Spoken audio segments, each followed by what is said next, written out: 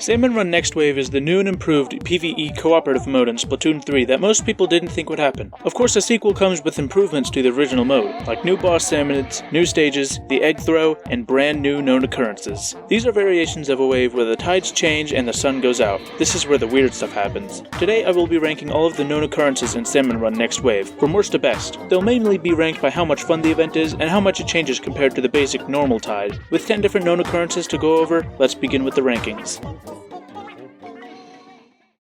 Number 10. Fog. This is a wave that can happen at any tide level. Fog starts rolling in and causes you and your coworkers to have limited vision during the wave. To make things easier, goldies can spawn from the water and attack you similar to the lesser salmonids. However, splatting them will cause them to drop 1, 5, or even 10 eggs at once, so be sure to lure them close to the basket. The fog doesn't change much, it just limits the sight and requires a bit of extra teamwork. Number 9. Glowflies.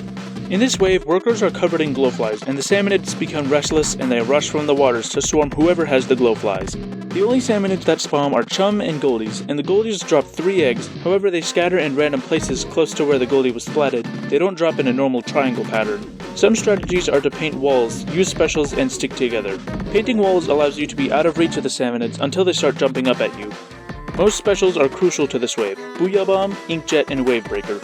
Wavebreaker can take out chum in one hit, leaving only goldies, and Booyah Bomb or Inkjet gets you off the ground away from the salmonids, giving teammates time to take out salmonids while they're busy chasing you.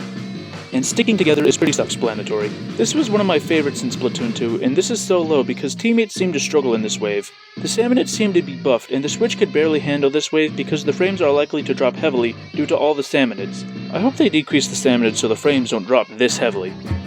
Number 8. High Tide. Welcome to Hell. High tide is self-explanatory. The water levels rise and parts of the stage are inaccessible. It's pretty similar to normal tide, however steel eels and flyfish are twice as dangerous. The steel eel takes up about 10% of the stage each, and the flyfish is the flyfish. It's also not as good as low tide because during high tide, it's basically the same stage, you just have less room. I can't even begin to count how many times I've failed a wave on high tide because people forget to use their specials. High tide isn't always bad, I guess it just depends on teammates. Number 7. Grillers. Smell that? That's the smell of a live salmonid being cooked alive. This is a first for this list, as this wave doesn't spawn normal salmonid bosses. It instead spawns these grillers, machines similar to the Octarian's flutters. However, these grillers have a much better targeting system. First, they target a random player, then they chase its target until it successfully takes out whoever it's targeting. To get eggs, you just need to shoot their weak spot on the back until it's stunned, which reveals more weak spots, and you shoot them until it's splatted. Getting hit by a griller is a one-hit kill, and to make things worse, small fry drop from the bottoms of the grillers, and you'll have to worry about them too. An easy way to avoid them, similar to glowflies, is to cover a wall and climb on it. Depending on the map, grillers are too short to run you over and the lids don't have a hurt box, so you can just sit up there while your teammates take out the grillers. This is another one new players struggle with, as they forget about the small fry and are unaware of the wall climbing strat. At least it's not as bad as grillers during Splatoon 2's launch. Number 6. COHOCK Charge. This is a wave that only happens during low tide, and the gimmick is that only COHOCK spawn along with boss salmonids. COHOCKs are known for being tanky and are designed to take more hits while other salmonids move up, and now there are hundreds of them coming from the shore. That's where the cannons come in. These can take out groups of COHOCKs in one shot. A strategy I noticed that works well at the beginning is 2 people working the cannons and the other 2 down at the shore collecting eggs. And since this wave is during low tide, the terrain is like the normal tide. Speaking of which... Number 5. Low tide. The waters have dried up and it's time to head down to the shore. The terrain is very different from normal, especially since the salmonids come from the far ends away from the basket, instead of them coming from all sides. Even if Mr. Grizz says that you have more room at low tide, you likely aren't going to use the normal parts of the stage, you'll usually stay down by the shore. Flyfish and stingers are also dangerous here. Even if you have more room, those 2 stay down by the water and attack from a huge distance. And sometimes the paths to them are so thin, a steel eel is all it takes to stop you from pushing forward. At least none of the low tide terrains are that bad. Number 4. Goldie Seeking. Back when I played Salmon Run in Splatoon 2, I always hated when this wave came up. It was unreasonably difficult to win this wave, and almost always called it quits when it came up. During this wave, there is one goldie hiding in the gushers. You and your teammates need to find it and shoot it to get its eggs. This was one of my most hated waves in Splatoon 2. but now since the lights and the gushers are easier to tell apart along with the egg throw, it's much easier to win this wave. If I were to say one bad thing about this, is that this wave during high tide on spawning grounds is terrible. There's a gusher all the way over here and it takes forever to get there since you can't swim because of the grates. All the other stages are fine though. Number 3. Mudmouth Eruption.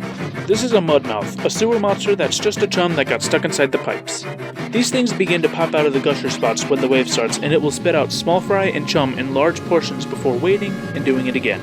Golden mudmouths will spit out cohocks and will drop more eggs. To get these eggs, you need to throw bombs into their mouths, and you take those eggs to the basket.